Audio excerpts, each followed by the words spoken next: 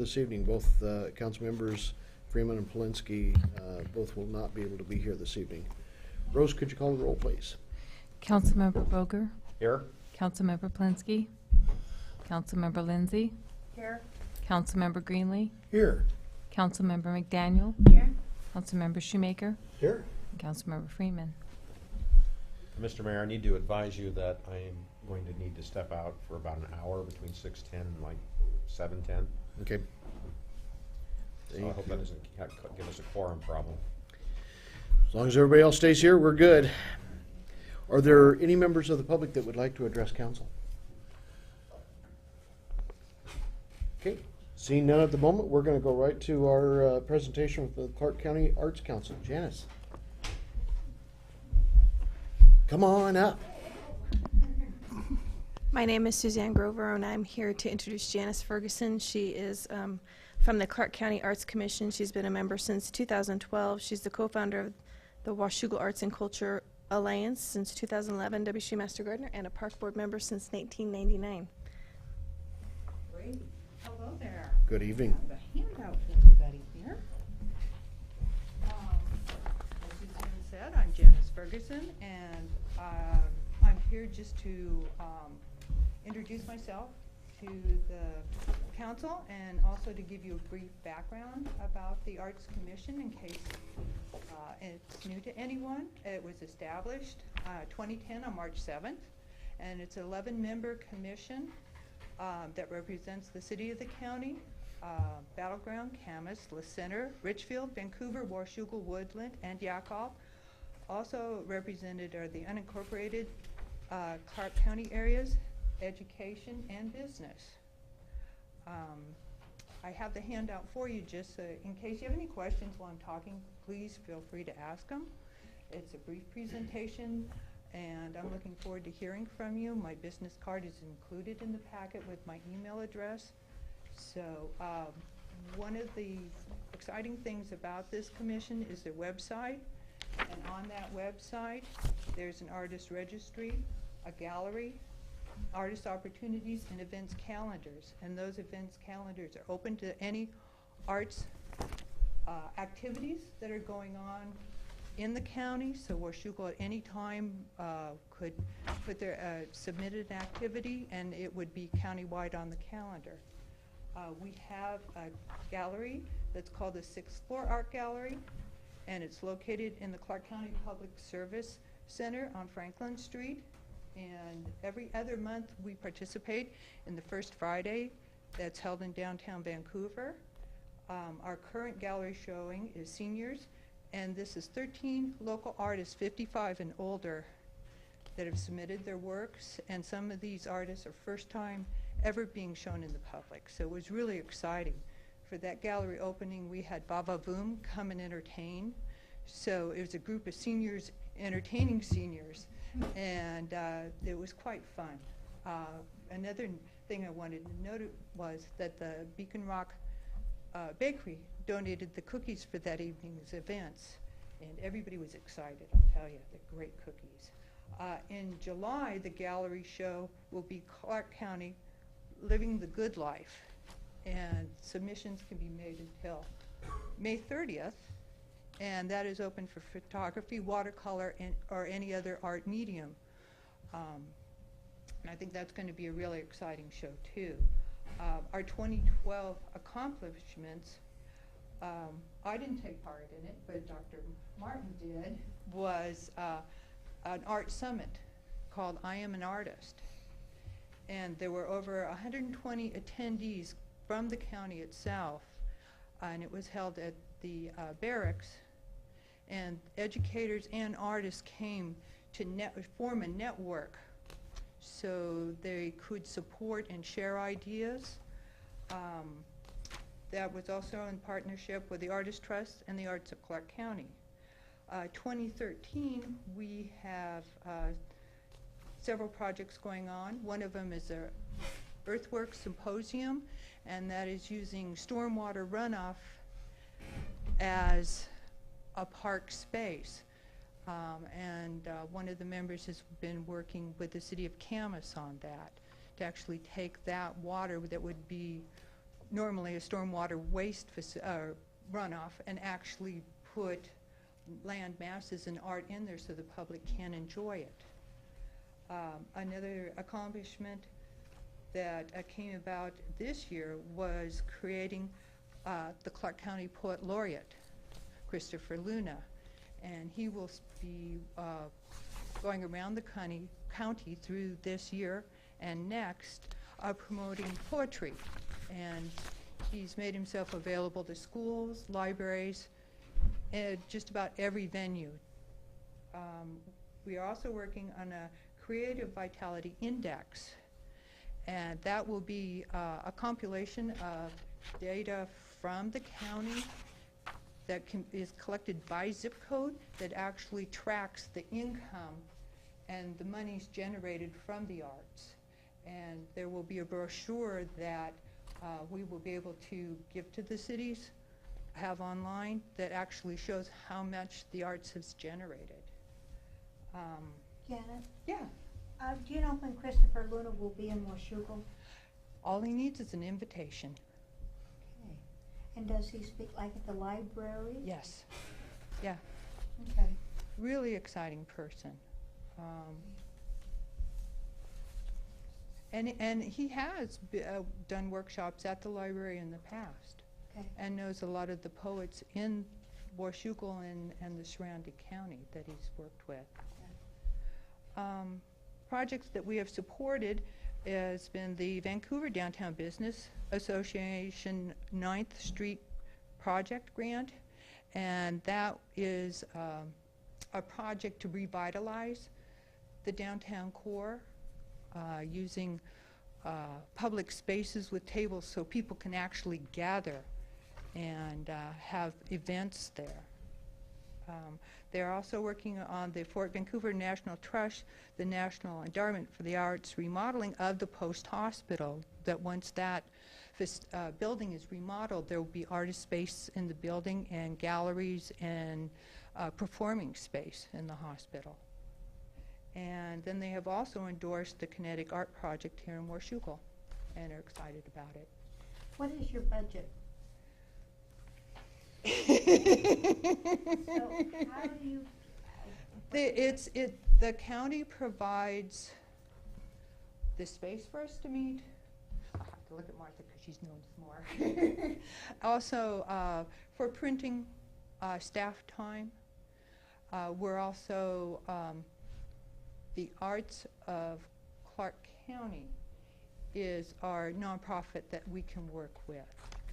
So it's a combination of grants, and then as commissioners, we do in kind with our hours, and it's an amazing amount of time. I'm sure. Yeah, Thank you. yeah. Questions from council? I'm just curious, the Women Who Weld project, Yeah. I see that those displayed down in the port lobby. Was there a plan that they were going to be displayed outdoors at some point? Yes, and we've been working on the spaces for them too. Originally, they were going to be located on the dock there at Steamboat Landing, and now we've kicked around the idea. The Beaver family is interested in paying for a piece in honor of Dick Beaver, and we've thought that we could still install one at Steamboat Landing itself, one on this side of the tunnel in the Pendleton right-of-way, and then possibly one right here in Reflection Plaza, and do water down there. I'm looking forward to it. Yeah, these ladies are phenomenal. When you going to downtown Vancouver, you can see the public art that's coming up there, and the ladies are nationally known. Each one of them has been commissioned, Idaho, California, Oregon, British Columbia, and it's been a wonderful experience to be involved with this. I never thought of myself as an artist or necessarily an art advocate, but by going to This art summit, I was able to hear how excited Lake Oswego and Beaverton were to bring the arts in, because people come and spend time, and you have local talent that finally has a venue locally to make a living.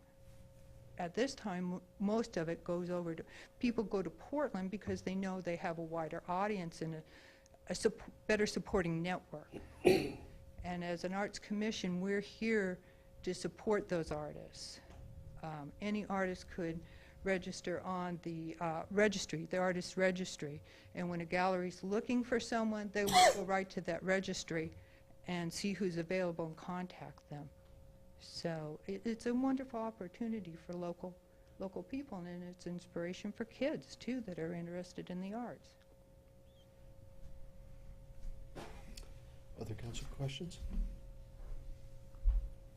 Janice, thank you for being here. Thank you for betcha. doing the update. Thank you. Thank you. Mrs. Forsberg, you've got some items you want to surplus and get rid of. Actually, I think technically it's Will that has items. but- Gotcha. Yes, we do. It seems to me that the last time we had to do this, we made sure and said that we never wanted to see a copier come back to us. We did. And I noticed that they didn't call it a copier, they're It's calling a it a fax fax machine. All of the general fund items I'm able to avoid bringing forward, but since these items were purchased with the enterprise funds, AKA the utility funds, state law requires that we have a, holy cow, it's going all by itself, it's possessed, a public hearing to discuss the items that we're going to sell. So apparently this is going to scroll on its own. So we can just go through all the items that we're going to sell. Maybe not. So there was a fax machine and a lot of rigs that are pretty old, 87 pickup. It's our 1975 sludge truck, if anyone's interested. We're not eligible to bid. I know. Dodge Caravan, it's mostly the rigs that we're getting rid of. And these items have been replaced through our ER&R program that we're operating on the utility side as well as the general fund side. So Will is planning on using, I believe, J&K auctioneers to auction the items off. So the next step will be to hold the public, or set the public hearing, which is tonight on the consent agenda for the 28th. The public hearing will be held during the council meeting on the 28th, and then after that public hearing closes, I'll present a resolution to declare these items surplus and to be sold. Pretty straightforward. Do you have a generator from 1967? Not for long. That was the year the Sgt. Pepper album came out. So we are trying to clean up a little bit and get rid of some of those older items. Will they sell? I would assume so. I don't know. It's amazing what people will buy or find interesting. That's true. Is the major reason we're getting rid of these because they're uneconomically repairable? Correct. They're well beyond their useful life. Okay. So it costs more to maintain them than it does to Correct. start the life cycle over. Mm-hmm. Thank you. You're welcome. Other questions? Okay, so consent this evening to set the hearing and then hearing on the 28th. Correct. Thank you. Sorry about the presentation. It had a mind was of its quick. own. Yeah, apparently. Look at this one, fast forward. I have a push button. There is a handout if you're interested in seeing the line photos. Yeah. Trevor.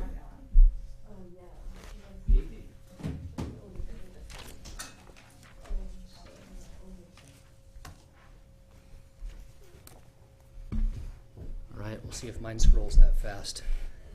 Hopefully not.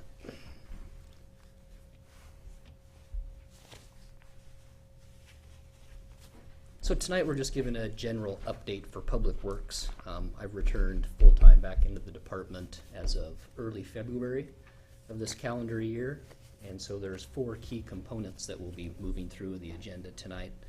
First, comprehensive planning, a overview, overarching view of our process and plan examples and the timeline for when those facility plans and or comp plans will be making their way to council for consideration. Also, we will touch on technology upgrades, specifically pavement management software, automated meter reading opportunities, and SCADA control. Briefly touch on SCADA control. Also, a broad internal review of our operations as far as efficiency and effectiveness in some of our service areas, and then towards the cost of service and rate analysis review update towards the bottom of the agenda. So when looking at the revised code 3670A, there's 4 specific sections that we reference in comp planning and or facility planning. The first section is the actual capital facility plan, which really gets at the inventory. What do we have? Where is it located? And then forecasting. Where are we actually going to put the infrastructure? And how are we going to pay for it? The 4th section is specific around utilities, water, wastewater, and stormwater for us.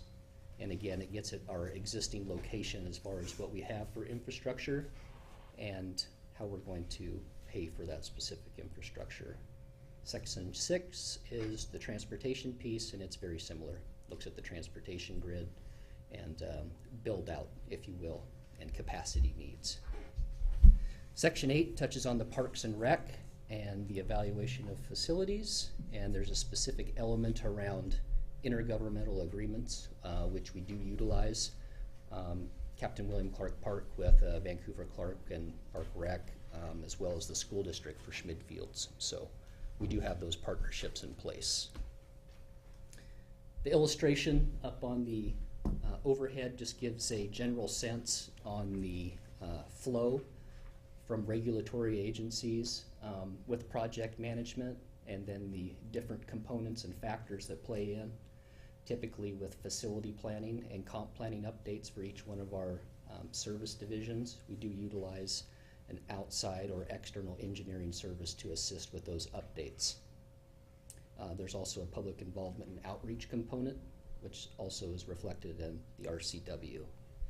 And then ultimately you'll see in the bottom right of the illustration making its way to council, and above that Public Works Committee and the executive, mayor and administrator. Again, just a general overview. The requirements from the regulatory agency, whether that's Department of Ecology or Department of Health, depending on the specific facility plan.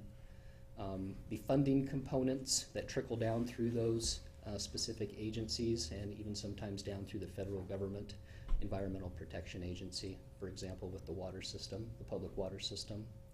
Then it just shows a cascading effect, soliciting proposals, developing the actual CIP, the Capital Improvement Program, and then the financial components that are built into that to be able to build the infrastructure, and then making its way down to the public hearing and open house before going before council for consideration. So specifically for our water plan, the formal update with the Department of Health was last done in 2004, so we're a little bit overdue. Typically we target about a 6-year full-blown update, and or if there's any significant revisions, we do that as needed. Again, there's a WAC referenced here, the mandatory requirements of being a public purveyor for a water system.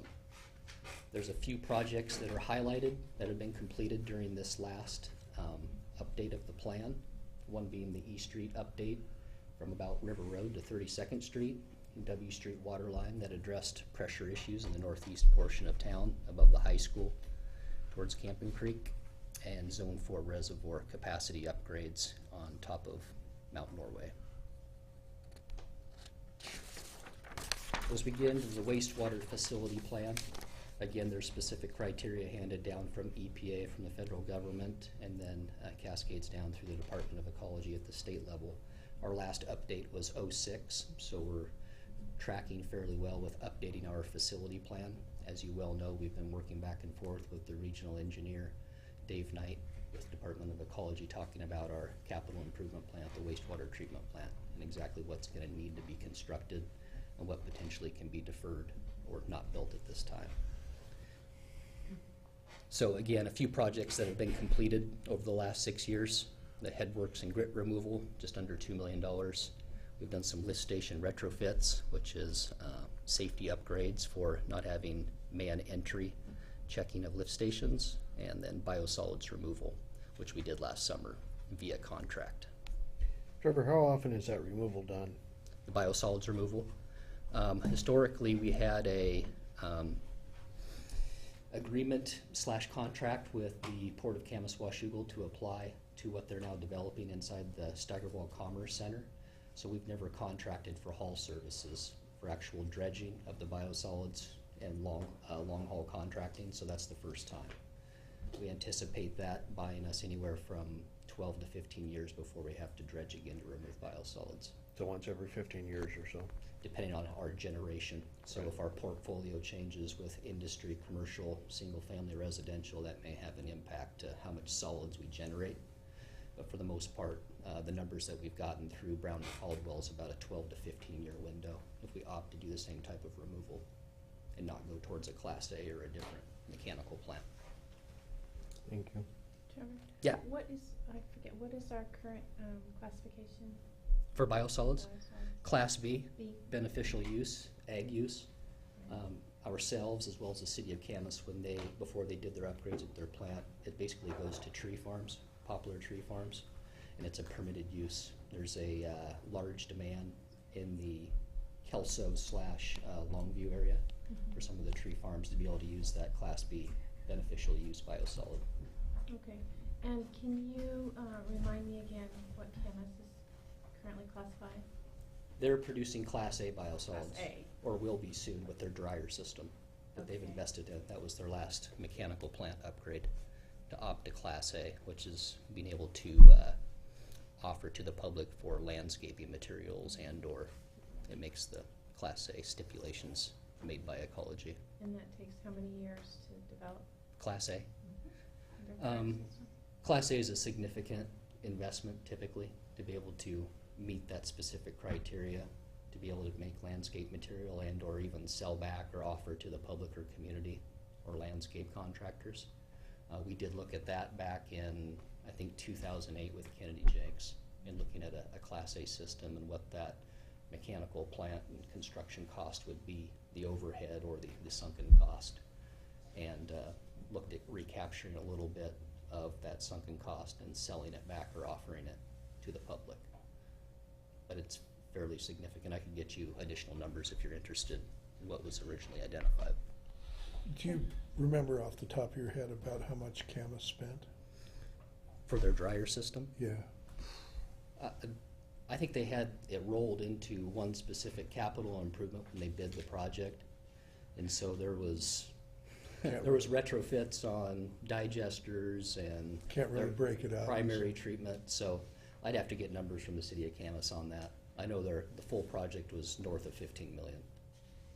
So, but there was many different components and construction costs associated with that beyond just the dryer and the Yeah, Class A.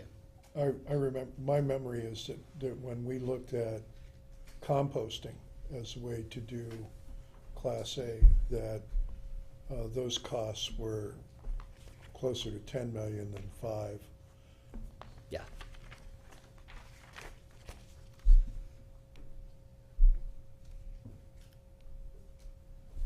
And transportation, again, has its own RCW and WAC to comply with.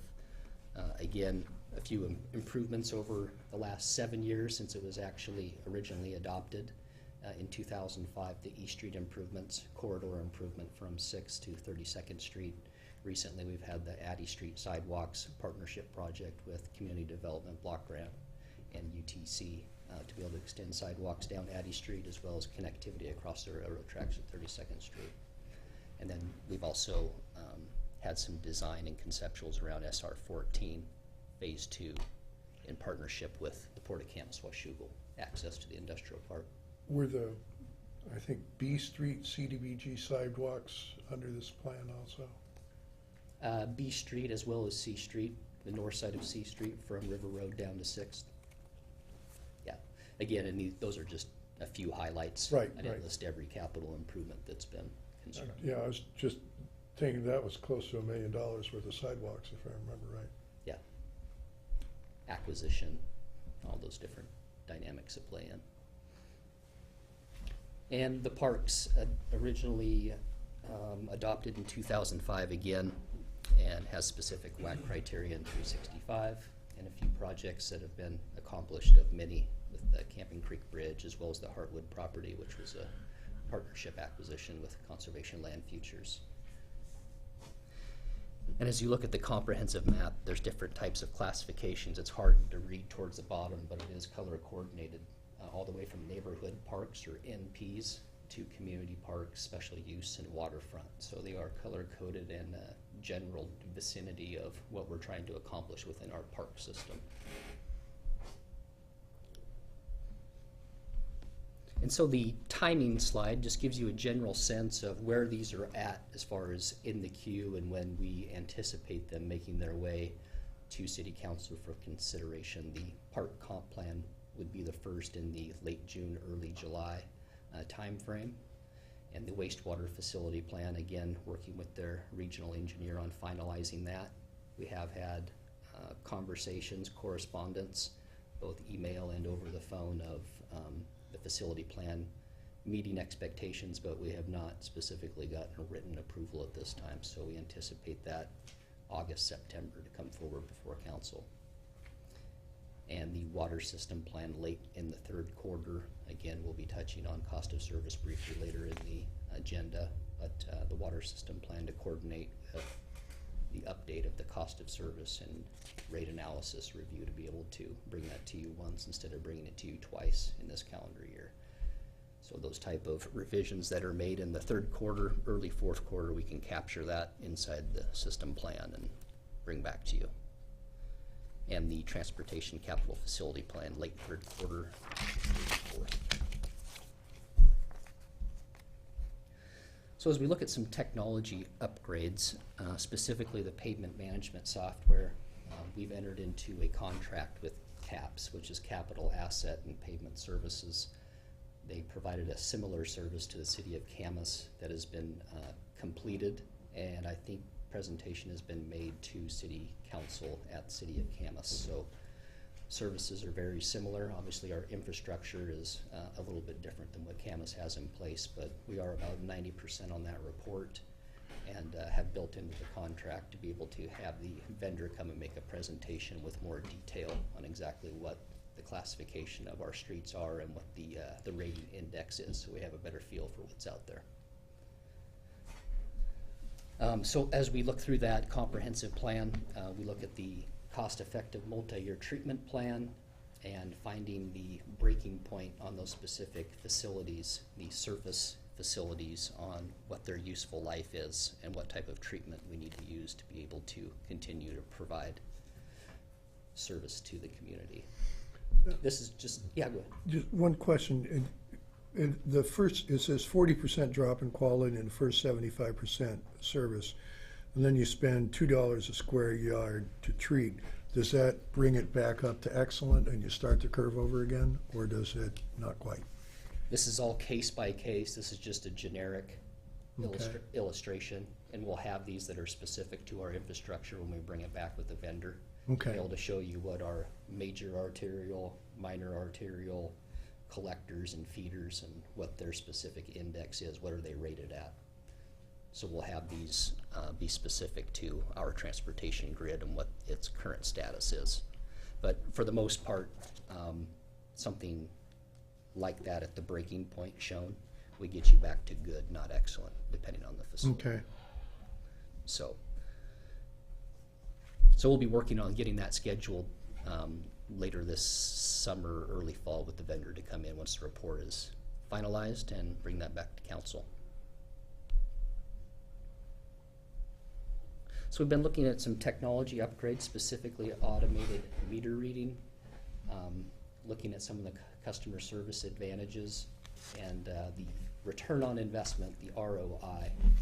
We've been poised for at least the last 4 or 5 years with initiating touchpad meters to be able to not physically read the meter, but hit it with a wand on top of the lid So there's retrofit opportunities where we remove the touchpad and put in signal callers or ERTs to be able to do automated meter reading and not visit the meter box every 2 months, since we bill bi-monthly currently.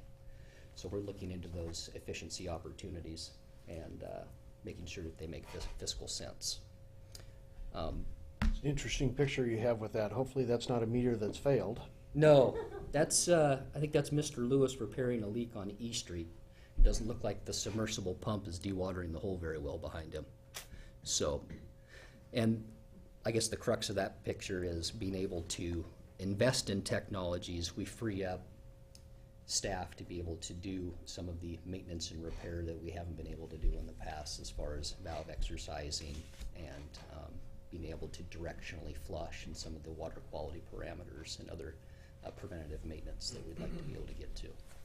Okay, so you see the automated meter reading as potentially freeing up staff time to do what you're saying?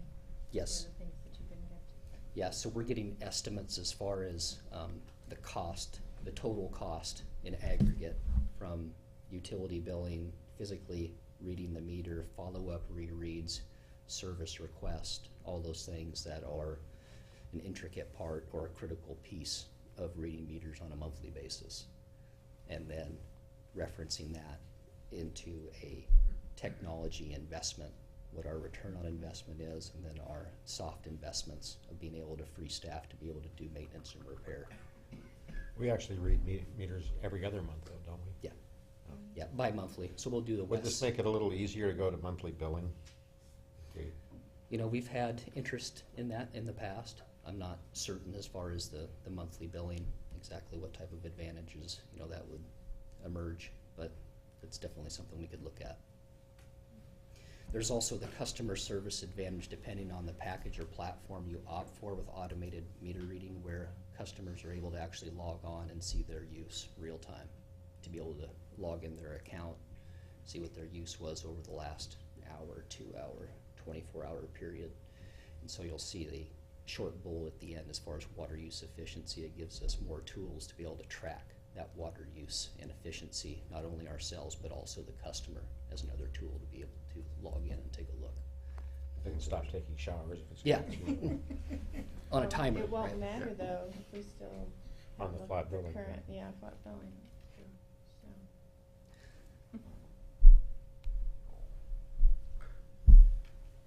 Supervisory control and data acquisition, again, just real briefly, this is fancy for being able to sit at a terminal and be able to know exactly what the reservoir levels are in each zone when booster pumps are kicking on, be able to turn on and turn off wellheads, make other augmentations to treatment processes as far as what we do for disinfection, as well as raising the pH. So we have made significant investments in our SCADA control, specifically in our water system, to be able to have more tools in our toolbox to operate and maintain the system. Does SCADA apply to wastewater much at this point? It does. We have an on-site fixed network for the wastewater treatment plant that's separate from the SCADA upgrades that have been made. And then they have separate call-out or emergency response criteria via cellular phone for the wastewater lift stations out in the collection system. Okay, so down at the wastewater treatment plant, if lift station 4, wastewater 4 turns on, you get that's telemetered to Yeah. the treatment plant? Yes, you can query that data to know when pumps are coming on, the levels, especially with lift stations. It's mission critical to know if there's an overflow alarm at a wastewater lift station. We need to know that and be able to respond in a expedient fashion. So yes, we do have access to that information.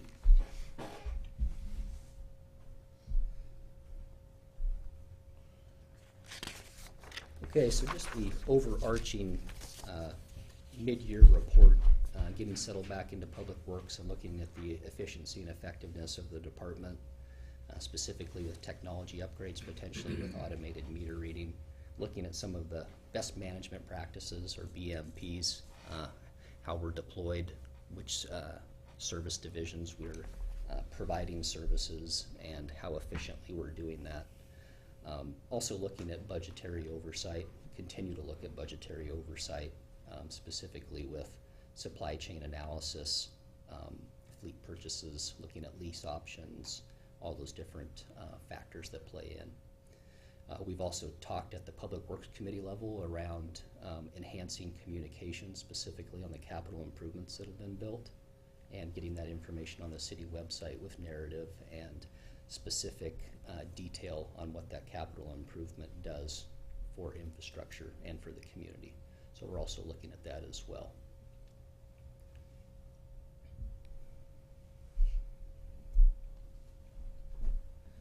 Cost of service and rates review. The consultant proposals are due this evening.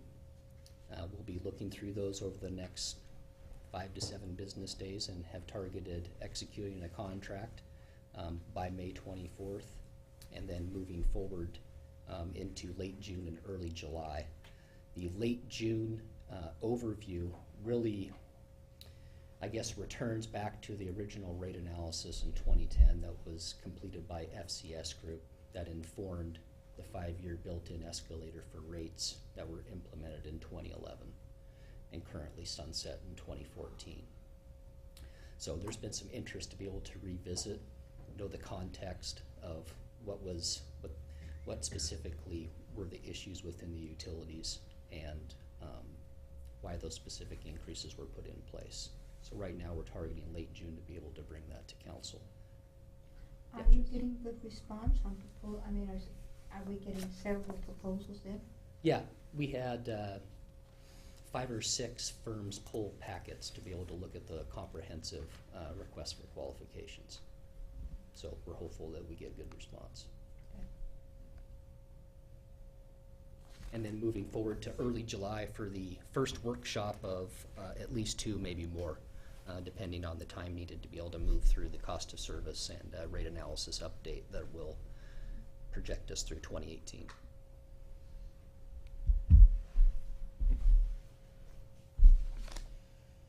Any questions on Public Works update or any other items? This is kind of arcane, but a number of years ago, the fire department, in the process of exercising the hydrants, exercised some of the valves and did some flushing. And of course, there was a court case which said essentially that you could no longer charge the utility for that, and then we created a utility tax to pay the fire department to do it. My question really is, how much of the kind of routine valve exercising and directional flushing would it be possible for the fire department to do rather than Public Works? Well, Have we thought about that at all? I think we've thought about that. My main concern is certified water operator and listed as the owner of the system is water quality issues. Okay. Not to say that the fire department doesn't know how to operate hydrants or put structure fires out or be able to do flow tests, whatever it may be. But as we get into providing potable water that meets the state requirements, when you start exercising valves that are 20, 30, 40, 50 years old, as well as hydrants, you have a lot of breakaway inside of the transmission piping and a lot of dirty water that occurs.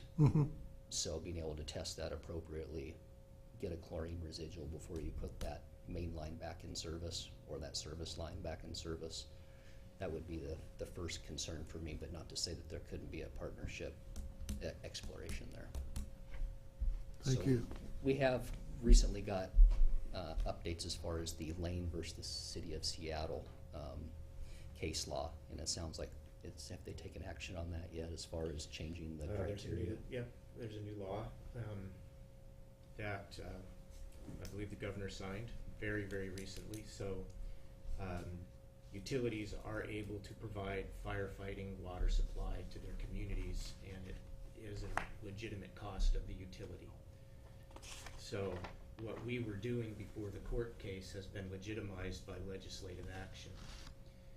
Of course, we reacted and responded to the implications of the case by lowering utility rates and then raising the utility tax so that there was no net effect on anyone's bill, but it was an accounting procedure so that the general fund paid for firefighting water as opposed to all of us as ratepayers. That's not an ideal way to manage over that. Trying to isolate that cost is kind of difficult. We did the best we could to take the action that we did.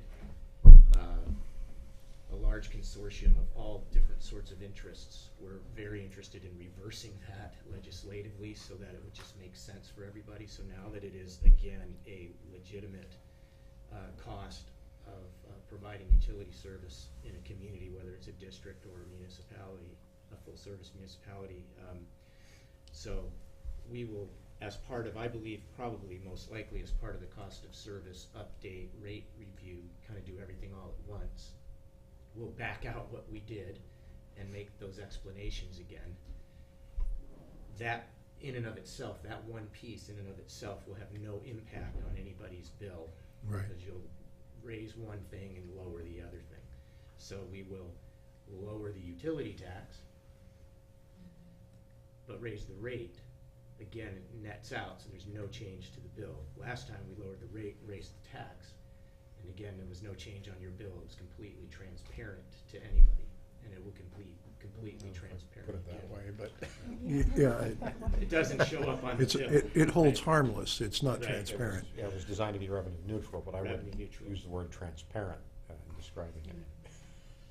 Meaning it doesn't show on your bill like that, right? So anyway, it's an accounting thing that we have to do, and unfortunately, the case put us in that position where we had to do what we did, and now we can reverse it so that for years and years to come, the utility can continue to provide the service that it has always provided in terms of providing firefighting supply, and it's part of the cost of doing business. The other approach is the franchise approach, having the fire department having the utility pay for a franchise rather than raise the tax. That's what Vancouver did, I think. Clark Public Utilities, I believe. That's the other approach. But it's kind of one of these games that you have to play when you try to navigate between a series of laws and provide public service. Right. I think that's why this legislation just sought to make it the simplest and easiest way, is that it's the legitimate service of a water purveying utility, and the cost of providing water, whatever the water's for, is incorporated in that package. And so that's what we would recommend that you do. Do we bill people if the fire department puts out the fire at their house? Are they responsible for that? No. It's unlike transport for Yeah, emergency the medical. ambulance you have to pay for. Right. There's a billing procedure. It's essentially, it's almost really a medical billing procedure when you're dealing in that emergency medical context.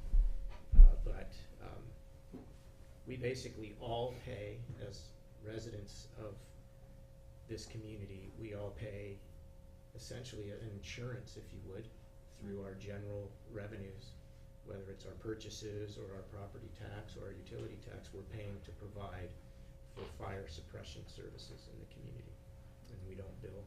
There are some fire utilities out there, more on the EMS side, but there are some examples where there have been attempts to try to do something like that. It'd be very difficult. It's very, very expensive, as you can imagine, to firefight. It could be tens and tens of thousands of dollars. It'd be very difficult to bill an individual property owner for that. And of course, since everybody has private fire insurance, that depends upon the rating of the community. It's a complicated question. If you cut back on your fire protection or something like that, then the rating goes down and your fire insurance rates go up. So there's always a kind of a trade-off there as to how do you minimize the impact on the community by paying for fire protection and trading that off against minimizing the fire insurance rates that everybody pays.